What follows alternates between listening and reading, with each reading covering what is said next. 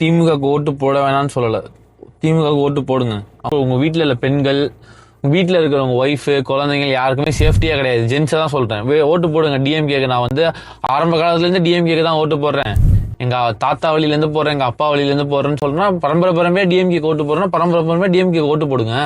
பெண்களாகி நீங்கள் தான் சொல்லணும், உங்களுக்கு தமிழ்நாட்டில் சேஃப்டி இருக்கா? நீங்கள் ஸ்கூலுக்கு போயிட்டு வரும்போது, காலேஜுக்கு போயிட்டு வரும்போது, வேலைக்கு போயிட்டு வரும்போது, வெளில போயிட்டு வரும்போது எல்லா இடத்துலையும் உங்களுக்கு சேஃப்டி இருக்கா? நைட்டில் ரோட்டில் தனியாக நடக்க முடியுதா?